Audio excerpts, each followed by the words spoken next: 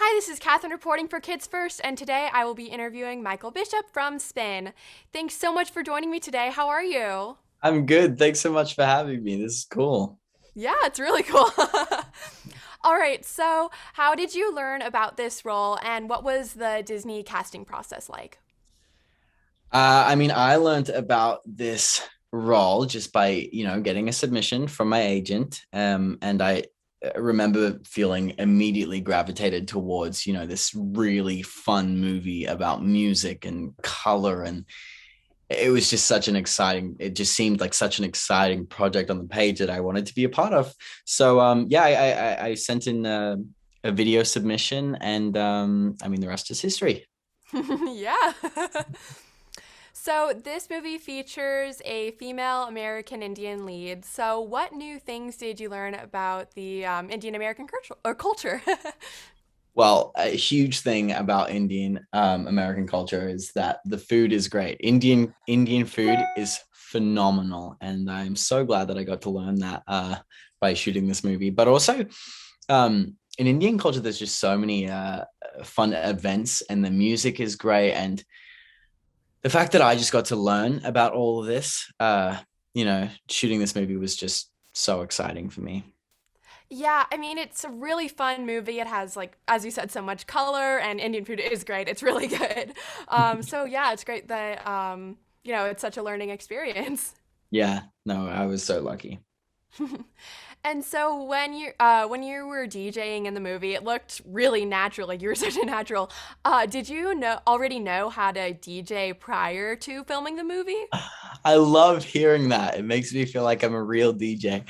No, I had no idea what I was doing. I absolutely had no idea what I was doing. I actually convinced some of the extras on set that I was like a professional DJ and that like this was like just me being me and like, but no, I had no experience whatsoever going into the movie. So to be able to learn how to DJ for a Disney movie was, as crazy as it sounds, it was phenomenal, you know?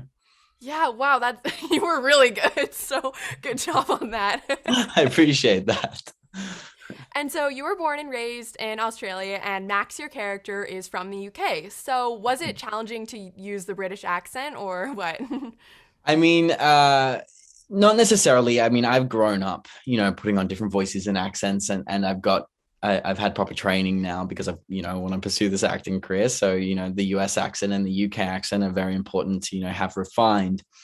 Um, but it's definitely just more fun to do a role with an accent, especially Max. He's like this real kind of edgy British DJ. So he has this, you can hear that in his accent as well. And it's just, he's just so fun to play. And his accent is just as fun. Yeah, well, but like while watching the movie, I thought you were actually from the UK. I was like, wow, Oh, wow, that's great. I'm that's so really glad. like when I learned that you were from Australia. I was like, whoa, that's really cool. I appreciate that. That's sweet. Yeah. And so, what do you think that the main messages for this movie are? Yeah, I think the main thing that viewers can take away is, you know, Rhea intertwines these sounds of her life, and she's able to kind of come to terms with herself and find somewhat of a balance in her life, to kind of express herself and to use her voice. And I think that's the main thing that I received from watching the film is that everyone has a sound and everyone has a voice and everyone deserves to be heard. And I think that's really special. Yeah, for sure. And so what was it like working with the talented director Manjari Makajani? She's incredible. Monjari's phenomenal. She just has she's just so wise, but she's also just so grounded and humble, and she makes you feel really valued. Hmm. And she was just so easy to work with and hang out with as well. Yeah. We became friends over this as well as the whole cast. Right, and you're talking about how you made like friends on this, and so, uh, did you make any like strong connections on set or anything while filming? Oh, yeah, absolutely. I think all of us became really close friends, as you do. You spend, months with these people, seeing them every single day and hanging out with them. They become like your family. And I remember saying goodbye. It was so hard because, these people that you've been seeing every single day, you just have to say bye to now. And particularly, our cast was, we had, you know, our cast was from all over the world. So we weren't just, a drive away. I'm as far away from the rest of my cast as possible now. So that's obviously, is really hard to say bye to, but they're forever friends, which is so special to have. Yeah, it's really great that you make like so many connections while filming this movie, and I feel like that's really important that you have good chemistry and everything like Yeah. while on set, but even off set. Yeah, absolutely. Yeah, I feel like that's really amazing. So there are so many amazing like and really fun and wild scenes to film. Which one was your favorite to film?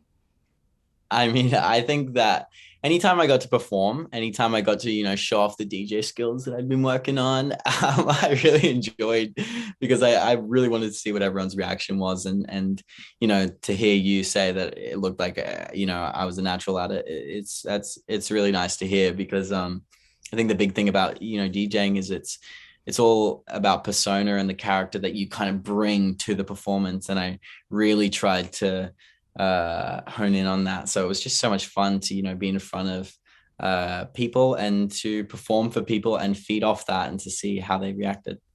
Yeah, all of your performance again, you just looked like such a natural. It was really cool. I love it. I love it. Yeah, it was really cool. So, um, pardon me. Uh, I so, how did COVID affect the production of this movie? mean, COVID, it's tough. It's really tough. I'm so glad that this shoot went ahead, because I think it's such an important story to tell. But navigating COVID was really, really tough, and we made sure to take all the precautions necessary. Obviously, we had our, quarantining. When everyone's traveling from all over the world, you have to quarantine before you shoot, which was a good time for me to learn my DJing skills. But then, on set, you have your masks on until that very last point before you go and you shoot the movie. So that definitely was a challenge. You're working with all these actors, but a lot of the time the mask can act as a barrier. But it was just something that added to how good the success felt. To overcome that. Yeah, definitely. COVID has just been so difficult. I can't imagine trying to film a movie during COVID. I feel Yeah. like that'd be so difficult. And yeah, quarantining also, I guess it would be good to learn your lines too.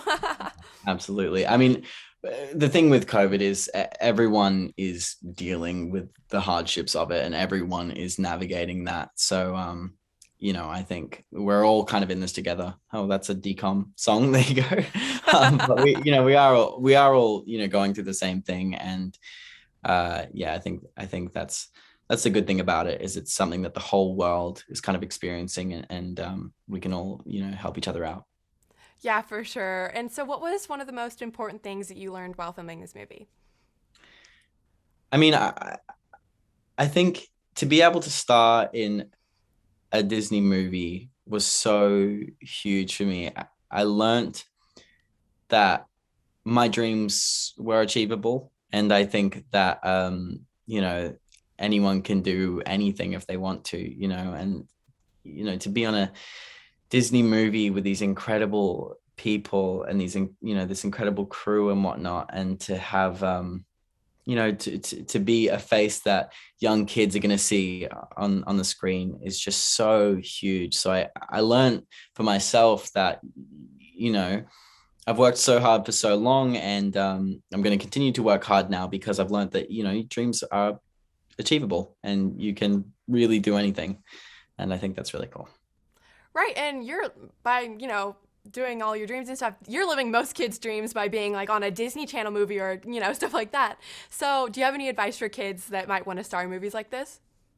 Yeah, I mean, the main thing is just have fun and figure out yourself, and be yourself, and don't let anyone try and change you, or chip off parts of you that are unique and beautiful. I think that's like the main thing, is like just stay who you are. And you hear that a lot, but it really is true. Like, the things that make you unique are what will be the biggest asset for you. And I think that's true for myself as well. Yeah, for sure. Thank you so much for talking with me today. It was a pleasure. No, I really appreciate it. This is Katherine reporting for Kids First. Please don't forget to subscribe to Kids First and check out all of our reviews. See you later. Bye. Bye. It's all music.